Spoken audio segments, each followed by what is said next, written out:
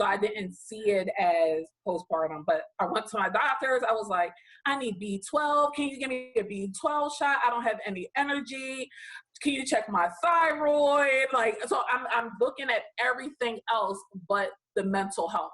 Yeah. So, and that's why I said it blows my mind, being as though I was working in the field where I'm around all these mental health professionals, and I know about depression, I know about postpartum depression, but I'm not connecting the dots because I didn't have the textbook symptoms of it.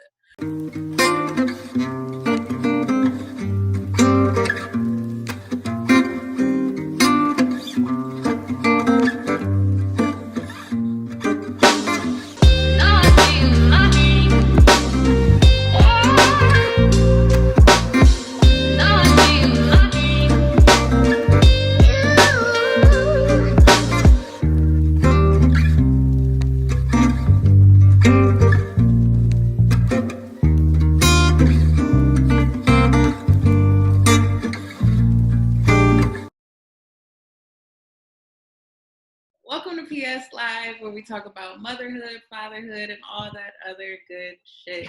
I am your host, Jessica Sorry, but you can call me Jess.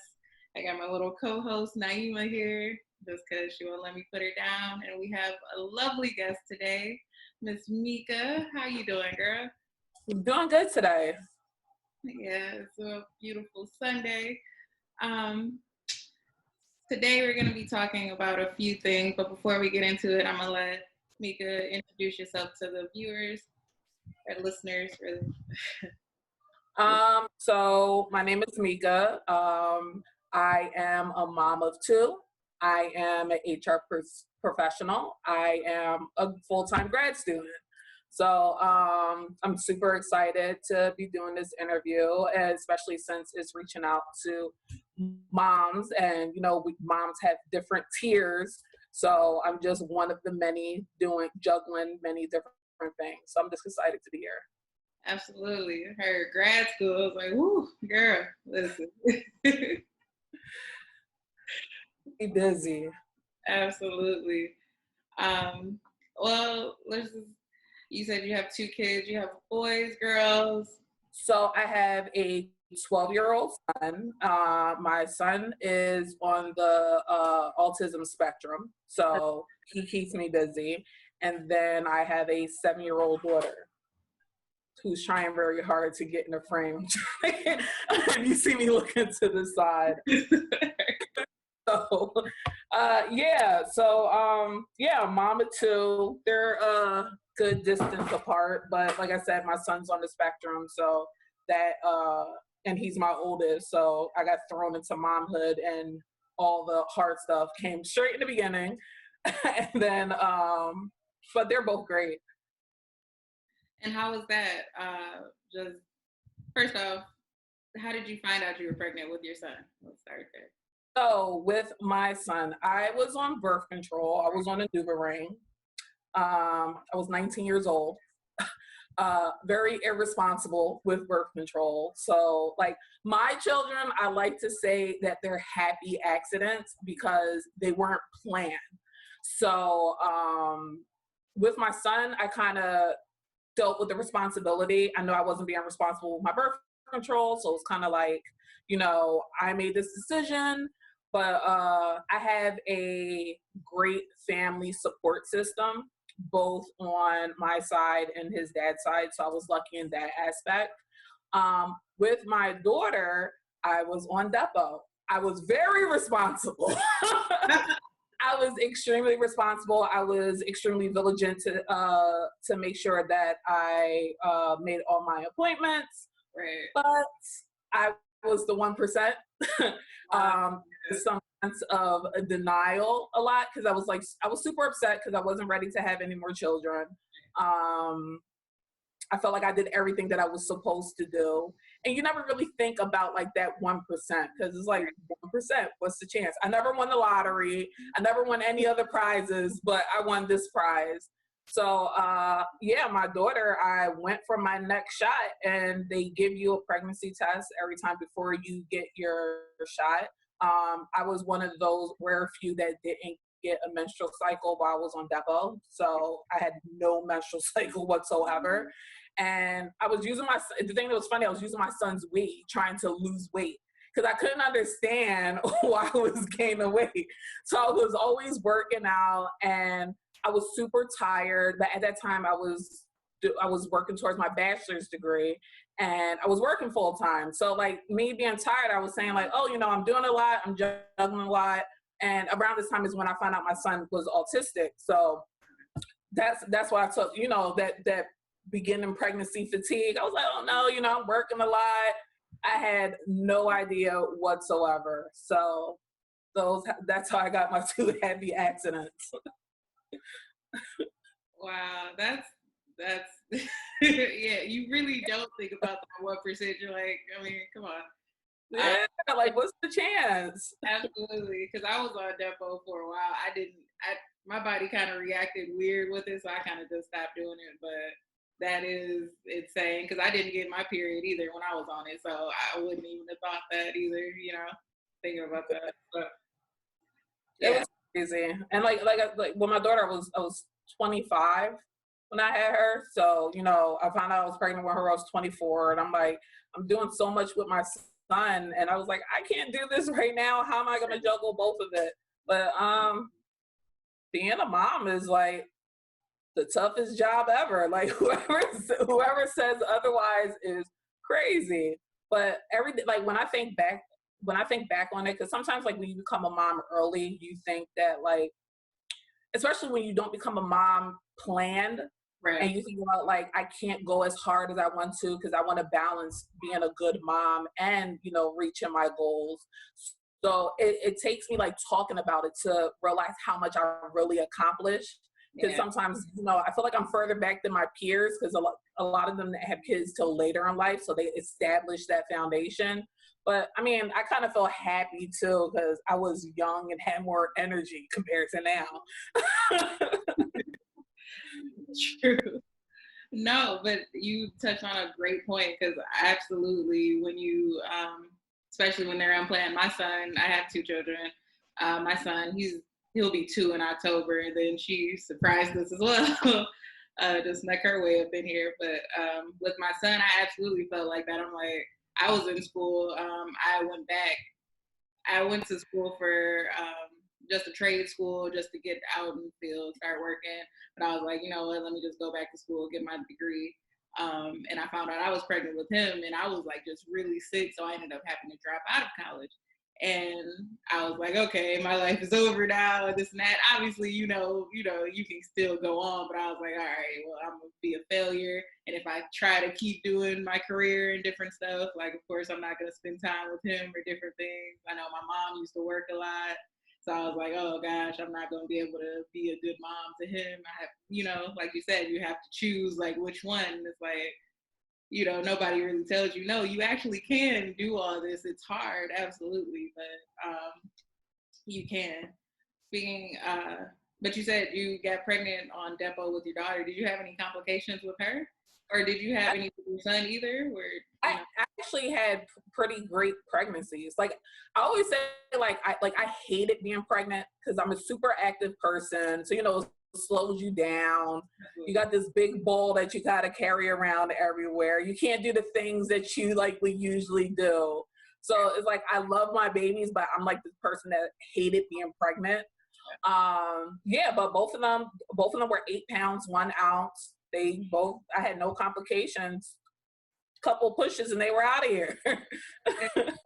So early on with your son, did finding out he's on the spectrum, did you deal with really strong postpartum depression with him? And so my son, so when I look back on it, I may have. So the thing that's so crazy about postpartum is when you read up on it, it's like such a generic definition of what's going on. Realize that you're like experiencing it until back sometimes, for sure. So when I had my son, I was literally like running like a million miles an hour. So when I found out that I was pregnant, so after high school, I took off a year. I wanted to be an actress. That's what I wanted to do. So I was I was working at a clothing store. I was paying for acting classes, having the time of my life. So when I found out I was pregnant, I was super scared because I come from my dad's Nigerian, so he's very traditional. So, you know, you're supposed to get married, then have a baby. That's not what I was doing. And then I'm the oldest child. So in that culture, it's there's a lot of weight put on the older child. So, you know, you're expected to, you know, go to college. And then like I'm first generation in regards to my dad's side because my mom's American. So I was super scared to tell my dad. And my dad, like, he's like the old school dad. So, you know, he paid all the bills in the house. My mom was a stay-at-home mom. And we never wanted to get in trouble with him. My mom took care of the discipline and she took care of us. He was just the breadwinner. He took care of the home. So when I had to tell him that I was pregnant, it was super nerve-wracking.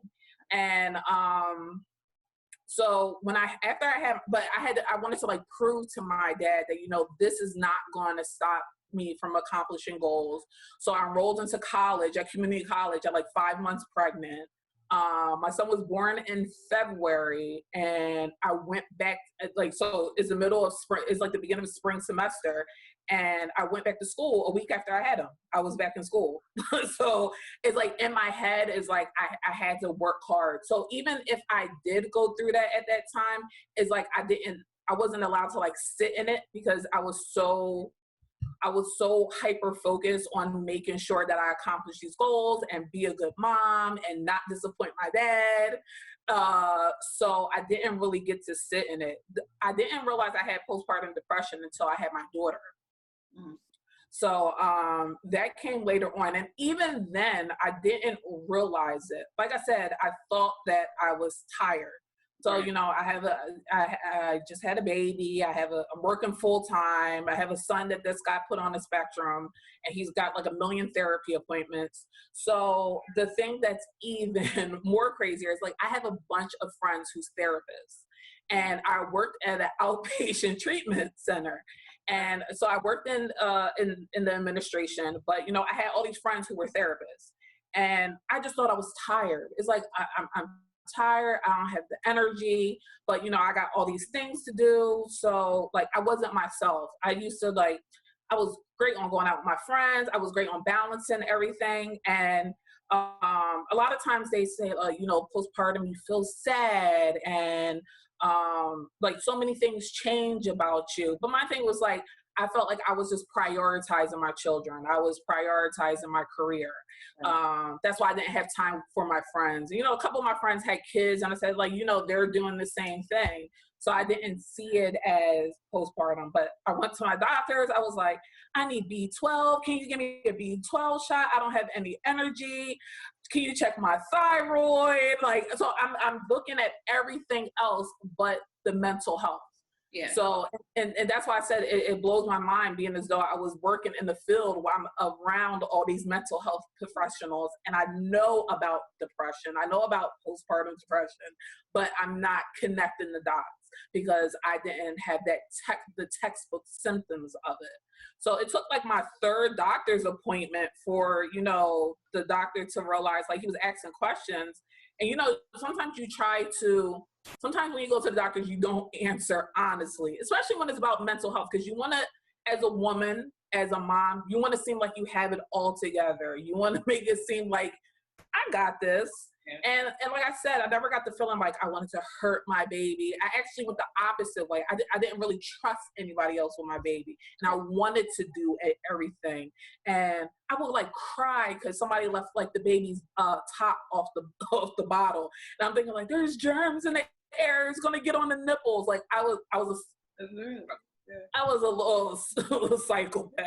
My mom had 6 kids, and I would tell her she was doing things wrong, that she raised me and 5 others, and I'm telling her like, right, that's how you do it, you're doing it wrong. And I'm like super upset all the time. And like I said, I was just like hyper vigilant. I was now, like when you think back on it, it's like, okay, yeah, I see it. But when you're in it, it's like you can't see it when you're in it.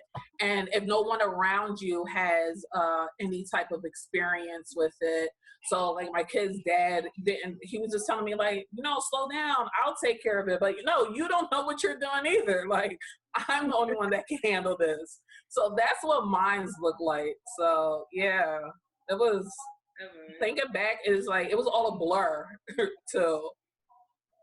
Absolutely. And then as Black people too, we kind of brush off mental health anyway, so that's not going to be our first go-to. And like you said, we're tired, and like you said, as women, we're trying to overcompensate and act like, nope, but I got this, so I don't want you to be worried or think that I'm weak or I'm not as strong as I appear to be. I can do 1,000 things and then do something for you too. Like, don't get out of my way, I got it. Exactly. Nah, seriously, I completely understand. You think too, like some of that, like you said, you were going so hard because of that pressure from growing up in a household like that. My dad's a pastor, my mom's a pastor now too, so I had that same kind of when I became pregnant. So I'm like, no, this ain't gonna slow me down. I got this. My granddad was coming at me like, no, you got to go to college. You got to finish old school. Like you got to do this, that, and third, or whatever. And it put a lot of pressure on me to go harder. And if I couldn't, I kind of just broke down completely. And that's why I kind of started doing this prego and shit because I was like, oh, well, I'm not just gonna be a stay-at-home mom. I have to do something else at this point, to overcompensate for the fact that I'm not back, flying around the country doing stuff, how I was doing my career before. And we don't and it's like we kind of downplay how much work it is to be a mom, and you're a mom from the moment that you get pregnant, so you still have to go to work while carrying in this extra 40 pounds and feeling sick, and then even when you do, like some people when people go on maternity leave, it's like you can't even mentally shut down work because you're thinking about what you have to do when you go back. So it's like you're constantly juggling these two full-time jobs. So even like I give props to stay-at-home moms because like you don't even get to have a break. So like now that I'm working from home during the pandemic, so, like everything shut down. I work in HR, so bang, it was easy for us to work from home. It's like everything Zoom, Microsoft Teams. So when I sit there and realize I had to like homeschool these kids and work at the same time, and I had actually took off a couple of days just to like focus on the homeschooling part to make sure that like so I wouldn't have to juggle. But even just the homeschooling part, that was hard. It's like, okay, I still had to wake up in the morning, cook them breakfast, get them set up, and now I had to be a teacher too. Like, what? I said, at least like when I was going to work, like somebody else had that responsibility for a little bit. So even though like I had to think about like scheduling doctor's appointments while I was at work and what's stopping at the grocery store after work, at least at work I get to talk with grown-ups. I got to when you're home is like I had like for the past few months I've talked to my 12-year-old and my 7-year-old. These are my peoples right now. And it makes you miss being around your peers. They're the coolest little people ever, for sure. Yeah. So it's like with people, like I don't like I look at my mom. So my mom was a stay-at-home mom.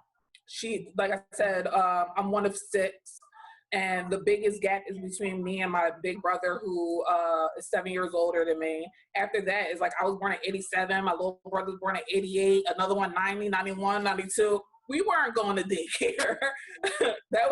We were home with my mom, and my dad, like he worked, he ran his business, and he'll be gone all day. He comes home, she makes sure dinner was ready, and he went to bed. So all that work was on her. So I said, I give it up to stay-at-home moms because it is a job. It absolutely is. The thing with me, in my mind, I'm not a stay-at-home mom. I'm a worker. Before this, I've always had like 2 or 3 jobs going. Like literally, I'm freelance and I'm doing stuff. I work in media and I've been a camera operator or like a freelance editor doing stuff like this. So for me, I can juggle all of that, and I'm like, nope, I gotta get it. We good. And then this is like slowing me down, and I have to sit here, and I'm like, wait, but I want to work. I want to do this, and then realizing like, no, wait, like you said, this is a job though. But mentally, I'm like, okay, well, no, I'm not doing enough. And like you said, it's just like, what the we hell? see we see work as working outside the home or doing something externally, and not realizing, like, at the end of the day, we're paying daycares to do what you're doing, paying nannies to do, so people get paid to do what we're doing for free because we love these little humans that we created. Stigma, though. Still that stigma, and that's why I always like, it's this weird. I don't know. It's weird for me, but it's the stigma still. Even if nobody's like putting it on you directly, you still in your mind are like, okay, well, wait, no, they're looking at me like I'm less than, or I'm not doing enough, or I'm married, so I'm like, if he's going to work or something, and if he gets home and I'm like just tired, I've been running around with kids all day, I'm like, wait, no, I should have everything done. I should have the house fully cleaned and spotless and this and that. And it's like, nobody's expecting that of you, but you still like have that kind of mental, um, I don't know. It's strange. It's very, very strange. And what's funny is, like, me and my friends were discussing the stigma of, like, if a father has the children full time, is like met with praise, and then it's kind of a side eye to the mom if the mom gets the kids every weekend or every other weekend. And it's like, and it's sad because why is that? Like, if the mom has like the big money and the career, why should that be looked down upon? But it is, and it's like automatic. And I catch myself, like, if there's a mom and she's like, she never has her kids, I'm like, well, what kind of mom is she? But it's like I had to catch myself. I'm like, yeah, but she's a doctor, or she's a lawyer, or she's going after her ambitions, and she has the dad is a good parent, so why not? Like, and then you said earlier, more than likely that mom has her own like mom guilt about being that awesome, about exactly. like, oh, I'm choosing this career over my children. But it's like, no, if you're a doctor, I'm helping people, but my kids just have to stay with their dad or whatever. It's fine, like they're still loved or whatever. So let's go back to when you were talking about being this multi-dimensional person, being a multi-dimensional mom. Like you said, some moms do get caught up in like, I don't even know who I am anymore after I've had this kid. I know a lot of moms who say that. How did you, or are you still struggling with that? How are you balancing that, being more of yourself, or how did you kind of get over that hump of, So it definitely took me a while. I think when I started doing like more like self-development stuff, I had to like relearn myself. So it went from so long. So I had my son at 20, then so I was in like that mom role, and then I had my daughter at 25, and then probably like by the time I was like 28, and that's the thing. Like, when I think back, it's like I lost so much time, but I think it's very important to still like be you, do the things that you used to do before you had children. So if you liked art, continue doing art. When the babies sleep, do your art stuff. If you did yoga, do that. Go out with your friends. Like, if your friends invite you out to lunch, baby could be with dad for 2 hours. You don't have to feel guilty about it. You still have to eat. You have to get fresh air. You need vitamin D. You're taking care of yourself, and you're bringing back to your baby this better person, this better energy. So, we're so big on, we don't miss none of baby's doctor's appointments. But our doctor appointment, we'll call and cancel and say, I'll reschedule. No, take care of yourself in any way that you can, because you can't be the best mom if you're not the best you. And that's what I stress to people all the time. It's like, if you're not taking care of you, and you're not 100%, how can you give 100% to your children? So, I might have to get up a little bit earlier. So I get up about 30 minutes to 45 minutes before I get the kids up to give me some me time. I definitely miss driving to work because the commute was kind of like me time. And I would actually drive to work with like no radio, no music, and silence because I never know when the next time I'm gonna have that again. And it felt nice to have it. Yeah, so and then like I'm teaching them like boundaries. So, my children each have their own rooms and I respect their boundaries as well. But, my room is mine. You knock before you come in. This is my space. None of your clothes or toys should be in here. Like, this is mine. So it's okay to have things that's just yours. I buy them their snacks. I buy my snacks and I don't share. I tell them though, like these are my my kids are crazy. I'll buy them their snacks and I'll buy me I like rice cakes with cookie butter on it. I feel like it's a balance, it's healthy, but then it's not. And they'll come ask them for my rice cakes. I'm like, these are mommy's. Mommy bought you your stuff. It's definitely balanced. And like I said, you are your people like to think that their children are their number one priority. No, you are your number one priority. Then your children come next. So once you view it like that, it's easy. It's kind of once you view it like that, it starts to be easy to make that transition. Like I'm not feeling that 100% today, so so like the other parent needs to pick up the slack a little bit, or I need to reach out to my mom or my dad or my sister to ask them to support me. So.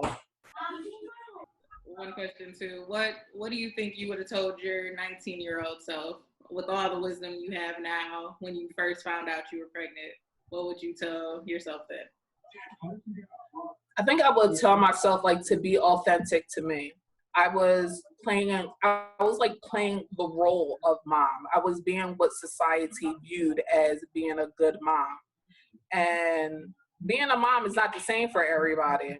Yeah. Like there's people, if you have to give your children frozen dinners because a couple of days a week, because that's what works for you. Like at the end of the day, I feel like most mothers have the best intentions for their children. I think I would just tell myself to stop, to not be what society views as a mom, just to be a mom, be myself and be a mom. This is just another extension of me. So I think that would be the biggest thing. So how did you find out your son was on the spectrum? What was going on there? So my son, to me, he always just had a special personality. So he's on the spectrum. He's high functioning. It used to be called Asperger's. So it's more so the social aspect of it. So like I said, when I was a mom, I was big on play dates, and I wanted to take him to birthday parties, and he wouldn't socialize. It would take him a long time to adjust to the environment. When we went to the playground, he kind of kept to himself. When he went to preschool is when they brought it to my attention. And I know a lot of moms will get defensive, but my thing is you want the best for your children. So even sometimes unsolicited advice, we see our children through these rose-colored glasses. They're perfect. Nobody can't tell us anything different. So and in my head, I feel teachers aren't going to purposely try to, single out your children. And then, so my son would do things he was hitting children in preschool because they would get too close into his personal space. He wouldn't always talk, but he was super bright. He was super smart. He blew through work. The work was super easy for him. And then he had extremely bad anxiety. So he told the kids one day, don't ever get into a taxi cab, because if you do, it's going to take you away from your mom and you'll never see her again. He's never been in a taxi cab. Yeah. So when the teacher brought this up to me, I said they gave me some referrals. So I took him to multiple doctors because I wanted everybody's point of view. And then, like I said, your child the best. So what's personality, and but then you also know what but what may be a hindrance later on in life. So that's what I was worried about. I was worried about him not having friends and not being able to successfully communicate and build relationships with other people. And he was very defiant. So I was just worried about, like, look at the day of age, man. He's 12 now. I don't want him 16 and being combative with a police officer and then in a way that it shouldn't. So that's how I was thinking. So, we did play therapy, and then I had to become my child's advocate. So that's another thing. Like when your child is diagnosed with any kind of disability, you have to be, nobody knows your child better than you do. So you just as a mom, you become this other extension. So I become his advocate. I know what's best for him. I want to try this. And they will try to tell you to do whatever they think is best. But I want everyone to always remember is being a doctor, any type of medical field is a practice, which is why things are always changing. It is a practice. What one doctor does, the other one may not. So you have to do what you feel is best for you and your child. So yeah, I was scared. I was very scared. I was more so scared of what his life was going to be when I wasn't his mom when I wasn't taking care of him anymore. I was worried that if he was going to have like the same life as like typical teenagers and go off to college. And now he's just like any other kid. He's a moody, mean teenager.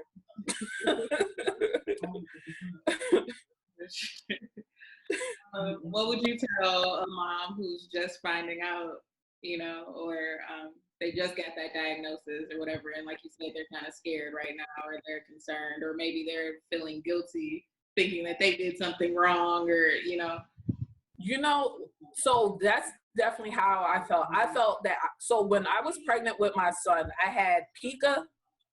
So I would eat cornstarch. That was my thing. It's like cornstarch, like how people eat ice and all that other stuff.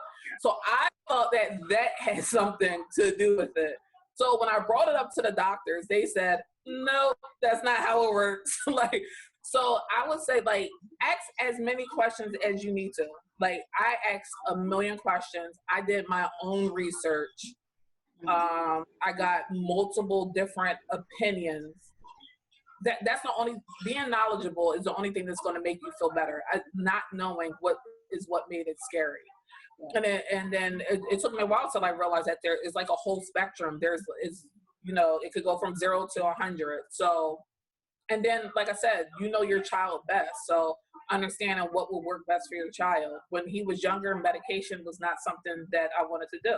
It's right. Not. So I told them that. I said, well, what are the other options? Because that's not something I was going to do. And they tried to push that. They was like, he's not going to be able to learn. No, I know my child. I know what he needs and what he don't needs. Yeah. And then where the real work comes in is when they start school. So it's meeting with the school counselor, school social worker, getting that IEP in place, making sure that they stand by it. So that's a big thing. So, any difficulty there dealing with? Have you had any difficulty there dealing with schools? I was lucky that my son, he went to a really good school. He went to a charter school in Chinatown. Now he's at an alternative school that deals with just, the behavior parts of it, which is a real good school too, because it's like super small classroom setting. So he gets very overstimulated, so that the classroom of 25, 30 wasn't working for him.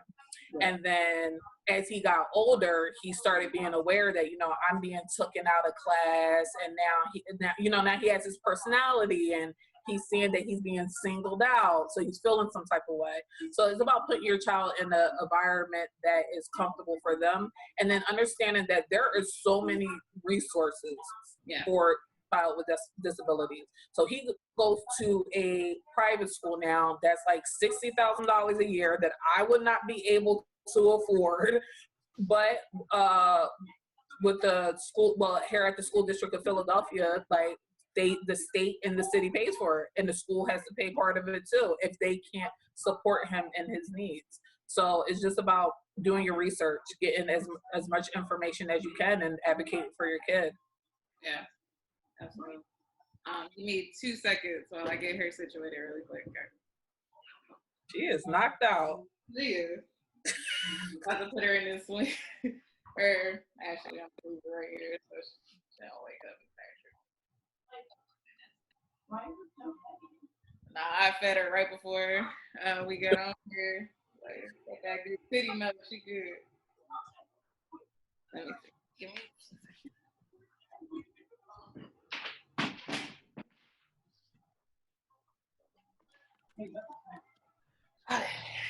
Sorry about that. It says right. Mom life. Okay. Do you want any more kids?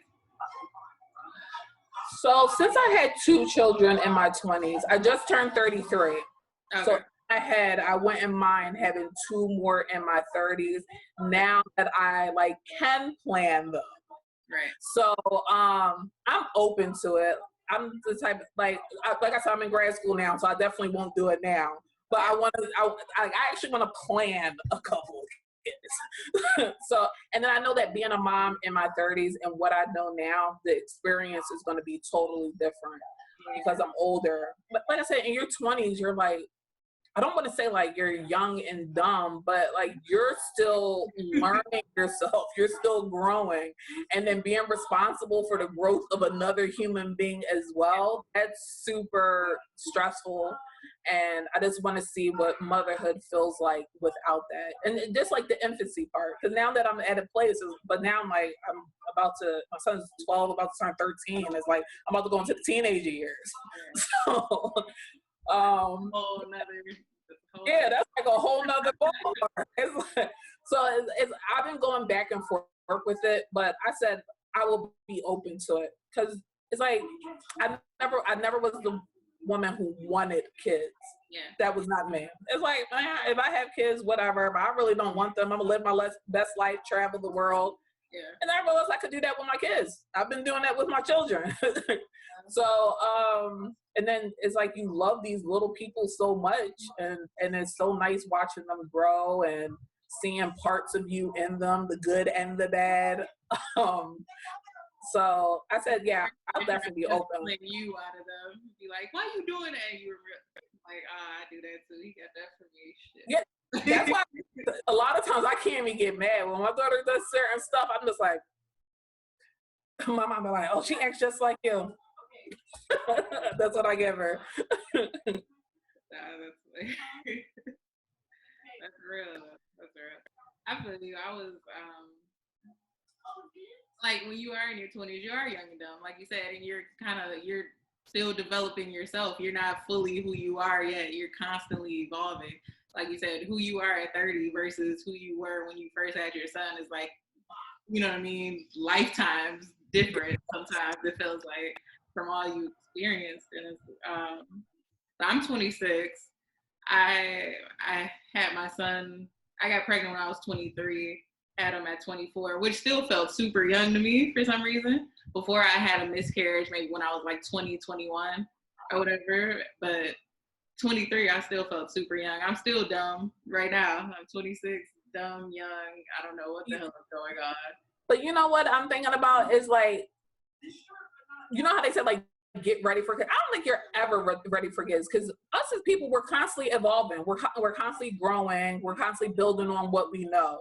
So there's times that I'm like, I cannot believe that I am a mom of 2. Like, I side-eye myself. Like, really, God, you trusted me with 2 of these things? But then I look at them, I'm like, I'm not doing that bad of a job. Let's see when they get adults and see how I screwed up. But it's like, if you have the best intentions and you're trying your best and you're speaking life into your children and being positive and just radiating, it's like all they're gonna do is grow. It's like they're like little plants. Just gotta give them everything that they need, and then it's okay. Like, it's like sometimes I feel very like I play a lot. My son's super serious, like he hates it. Like, I get on his nerves. Like, I play all day. And my daughter likes it because that's her personality. But it's like I'm still gonna be true to myself, and then sometimes I pull out that little goof in him too, and it makes me, and I get excited for it because it happens on rare occasions. But it's like it's just being who you are. It's just building on the knowledge and constantly growing. Because the person I am now at 33, I'm not going to be at when I'm 40. I'm gonna look back at 33 and like, girl, what was you doing? That's true. Since you do have a boy and a girl, do you think it's different? You know, people are always talking about, oh, it's different raising a boy and a girl, or you know what I mean, it's harder for a boy or it's harder for a girl, whatever. Do you think that? I was the person like I raised my kids not based on their gender, but based on their personality. Yeah. So, you know, I know my son is super serious. So I said my son's like a grandpa reincarnated. Like that's how he acts. So I know I'm aware of what they're interested in and what they will like and won't like, and I discipline them and raise them based on that.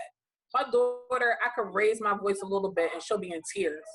So I know all I got to do is put a little bass in my voice if I need her to do what I need to do. My son, it took me a while to realize that the calmer I am, the better he'll react. Right. So I'm a Leo. I'm passionate. If I get frustrated, I could blow up. And like I said, it's trial and error.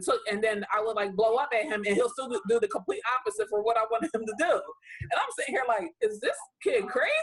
Like, does he not see me acting like a psychopath, and you're still like defying me? And it took me like realizing like, okay, well, with this kid I have to do this, and this kid I have to do that. But like raising them, I kind of like my son. He's more of a daredevil. A few weeks ago, he jumped out his back window because he wanted to make me think that he teleported from his bedroom into the backyard. So he came limping in from the backyard, and I'm sitting here like, where is he coming from? So it's stuff like that. Like with boys, you might like I say, he's a calm soul. Like he wasn't really like the kid like jumping off the couch, but he does things that's kind of side eye-ish, like that's a boy. Yeah. And my daughter, one thing about girls, I realized one thing about girls is that they can be bored. They need a lot of entertainment. And I'm thinking about me as a female, like us girls, we like talking on the phone. Yeah. Boys, my son, if you call him, if you call his cell phone, he will not pick up. Yeah. Like it's like never call. My daughter calls everybody in her phone book Deli. So yeah. So I mean, I was a tomboy growing up. So like my daughter, she's like into dance and stuff like that. She's into like makeup. So my sister does makeup. I put some mascara on and maybe eyeliner. And then I got some chapstick. My daughter, she knows all about beating the face. She on YouTube looking at all the tutorials. It's always best to raise your kids based on their personality, because if she was a tomboy, like me and her will relate more. But I try to get into what she's into. We watch YouTube videos of weird makeup trends, and I'm not interested, but yeah, we can watch it. And my son, we're watching stuff about the solar system and black holes, and I'm not into that either, but whatever. So I never liked when people are like, oh, you got to raise boys this way, you got to be hard on boys. No, I want my son to have empathy. I want him to be able to be soft with his wife and with his children. And my son, he tries to be hard, I guess, because you try not to let society get to them, but it does. But when I see him, how he treats my mom, or at times when he's like petting his sister's hair or something like that, I'm like, okay, I'm doing something right. And then my daughter, the same thing. I don't want her to think that, she has to get married, or she has to make sure that she's like perfect all the time. Like, girl, we're going outside in our tank tops and our sweatpants and sneakers, and we're going to rock out just like this. If your hair not done, my hair not done either. Whatever, we good. We still cute. So, yeah, it's just, you got to raise, I just want to raise good beings. That's what's important to me. Absolutely. And with that, I think we're good. that was the perfect way to end it, honestly. Raising good human beings, period. You know? So yeah, so this is another segment of PS Live. Thank you to my beautiful, beautiful guest, Mika. I like your glasses too. I've been wanting to say that this whole time. I got new glasses. I'm looking at them like, those frames are so cute. Got them from Target Optical. Yes. Okay, listen. Got one of those. I'll tell you everything you need to know if you like it. No, for sure. No, because I'm all right. Well, yeah. Thank you guys for watching. Thank you for listening. Until then, we'll see you next time.